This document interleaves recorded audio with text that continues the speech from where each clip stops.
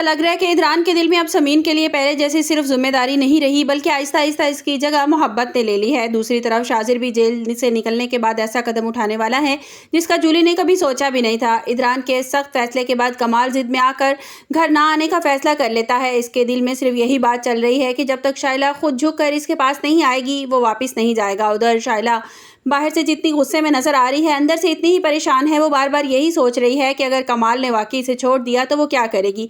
शाइला को सबसे ज़्यादा तकलीफ इस बात की है कि इदरान और समीन दोनों अपनी ज़िंदगी में कितने खुश दिखाई दे रहे हैं। इसे लग रहा है कि जैसे किसी को इसका दुख दिखाई नहीं देता, किसी को उसकी परवाह नहीं है। वो दिल ही दिल में खुद से कहती है कि नहीं, मैं समीन की ख्वाहिश कभी पूरी नहीं होने दूंगी। वो चाहती है कि मैं कमाल से हमेशा के लिए अलग हो जाऊं, तो ऐसा हरगिज़ नहीं होने दूंगी मैं। 3 दिन गुजर जाते हैं लेकिन कमाल का कोई पता नहीं चलता और ना ही उसकी कोई कॉल आती है और ना ही वो घर वापस आता है। शाइला के दिल में अजीब अजीब से ख्याल वसवसे आना शुरू हो जाते हैं। वो सोचती है कहीं ऐसा तो नहीं है कि कमाल की ज़िंदगी में कोई और लड़की आ गई है जिसकी वजह से वो मुझे भूल गया है। अगर ऐसा हुआ तो मैं उसे कभी माफ़ नहीं करूँगी। आखिरकार वो कमाल के घर जाने का फैसला कर लेती है ताकि हकीकत जान सके। दूसरी तरफ इदरान और समीन के दरमियान फासले कम होते जा रहे हैं। दोनों पहले से ज़्यादा एक दूसरे को समझने लगे हैं। सुबह जब इदरान दफ्तर के लिए तैयार होने के लिए नीचे आता है तो समीन हमेशा की तरह इसका ख्याल रखते हुए बोलती है कि आपको किसी चीज़ की ज़रूरत तो नहीं है, आपको कुछ चाहिए तो मैं ला दूँ। इदरान मुस्कुरा कर कहता है कि नहीं, मुझे किसी चीज़ की ज़रूरत नहीं है। समीन जैसे ही वहाँ से मुड़ने लगती है, इदरान आहिस्ता से इसका हाथ थाम लेता है। समीन हैरान होकर इसकी तरफ देखने लगती है। इदरान हल्की सी मुस्कुराहट के साथ बोलता है कि मैंने ये तो नहीं कहा था, मैंने ये कहा था कि मुझे किसी चीज़ की ज़रूरत नहीं है, मैंने ये नहीं कहा था कि मुझे तुम्हारी ज़रूरत नहीं है। ये सुनकर समीन शर्मा जाती है और उसकी नज़रें अपनी झुका लेती है और इदरान ने पहली बार इसे प्यार से देखा था। समीन अब आहिस्ता से कहा कि आप बिना कैसी बातें करते हैं, कोई देख लेगा। इदरान ने मुस्कुराते हुए जवाब दिया, तुम मेरी बीवी हो, अगर मैं तुमसे इस तरह की बातें नहीं करूँगा, अपने दिल की बात नहीं करूँगा तो किससे करूँगा। फिर वो बोला कि आज तो मेरा दफ्तर जाने का बिल्कुल दिल नहीं कर रहा, सोच रहा हूँ कि आज मैं सारा दिन तुम्हारे साथ गुजारूँ। समीन ने फ़ौरन कहा कि लेकिन दफ्तर का काम भी तो ज़रूरी है। इदरान मुस्कुराकर बोला, दफ्तर कहीं नहीं जा रहा, कभी कभी अपने लोगों के साथ वक्त भी गुजार लेना चाहिए, अपने मनपसंद लोगों के साथ। आज चलो कहीं बाहर चलते हैं। समीन ने इनकार नहीं किया और उसे महसूस हो रहा था कि इदरान के रवैये में खूबसूरत तब्दीली आई है। इसने मुस्कुरा कर हाँ कर दी। इसी दौरान शाइला तैयार होकर घर से निकलने लगी तो समीन ने सिर्फ इतना कहा कि शाइला आप कहाँ जा रही हैं, कुछ खा पी लें फिर चली जाइएगा। लेकिन शाइला ने गुस्से से जवाब दिया कि मुझे बताने की ज़रूरत नहीं है, मुझे जब ज़रूरत होगी खाने की मैं खा लूँगी और मेरी फ़िक्र न करो, अपनी फ़िक्र करो। समीन खामोश रही क्योंकि वो जानती थी अगर इसने कोई जवाब दिया तो बात बढ़ जाएगी। इदरान ये सब कुछ सुन रहा था।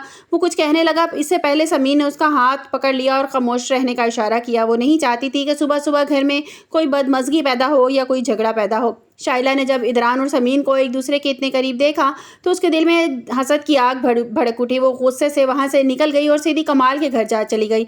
उधर शाजिर अपनी गलतियों की सज़ा भुगत रहा। इतने पहले तो इतने झूठ बोले थे कि अब उसकी सच्ची बात पर भी कोई यकीन नहीं कर रहा। वो बार बार जूली को समझाता है कि इसके वालिद वाकई बहुत ज़्यादा बीमार हैं और उसे वापस जाना है, लेकिन जूली को लग रहा है कि शाजिर इस बार फिर कोई नया ड्रामा कर रहा है। आखिरकार जूली अपने वालिद से कहती है कि पुलिस बुला लें क्योंकि अब शाजिर पर उसे बिल्कुल भरोसा नहीं रहा। कुछ देर के बाद पुलिस वहां पहुंच जाती है और शाजिर को गिरफ्तार करके अपने साथ ले जाती है। शाजिर लाख सफाइयां देता रह जाता है लेकिन कोई भी उसकी बात पर यकीन नहीं करता। उधर पाकिस्तान में शाजिर के वालिद की तबीयत बहुत ज़्यादा ख़राब होना शुरू हो जाती है और शाजिर की माँ उसको शिबा से कहती है कि फ़ोन करो शाजिर को जल्दी से, उसे कहो कि पाकिस्तान वापस आ जाए और उसके बाप की तबीयत बहुत ज़्यादा ख़राब है। शिवा कई बार कॉल करती है लेकिन फ़ोन नहीं उठाता। शाजिर मुसलसल उसका फ़ोन बंद आ रहा होता है। जब उसे मालूम होता है कि शाजिर इस वक्त पुलिस की हिरासत में है तो उसके हाथ कांपने लगते हैं। इसे समझ नहीं आ रही कि घर में ये सब कुछ क्या हो रहा है। इसने रोते हुए अपनी वालदा को सब कुछ बता दिया। ये खबर सुनते ही उनके होश उड़ गए। एक तरफ शोहर अस्पताल में ज़िंदगी और मौत की जंग लड़ रहा है, दूसरी तरफ बेटा जेल में था।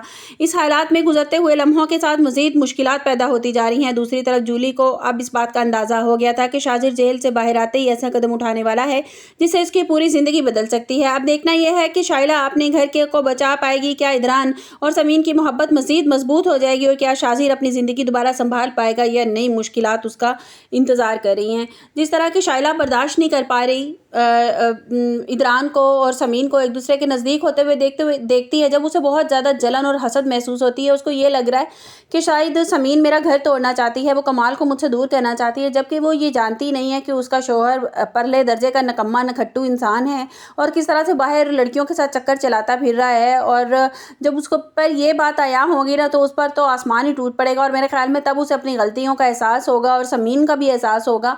और समीन जिस तरह मोहब्बत से पेश आती है ना उसका, और उतनी नफरत से वो जवाब देती है, जबकि गयूर साहब भी और इदरान भी उसे समझाने की कोशिश करते हैं, लेकिन उसकी समझ में कुछ नहीं आ रहा और वो इल्हा के दिमाग में, उसके जहन में फतूरी भरती रहती है। और जब वो इल्हा के मुंह से सुनती है कि वो अपनी माँ से इतनी ज़्यादा मोहब्बत करने लग गई है, इतनी ज़्यादा अटैच हो रही है अपनी माँ से, तो उसे बहुत ज़्यादा गुस्सा आता है कि मैं चंद दिन के लिए घर से बाहर क्या गई, घर की तो काया ही पलट गई है। आपको मेरी वीडियो कैसी लगी कमेंट्स बॉक्स में अपनी कीमती राय का इज़हार जरूर कीजिएगा। मिलते हैं एक नई वीडियो के साथ, अपना बहुत सा ख्याल रखिएगा। अल्लाह हाफिज़।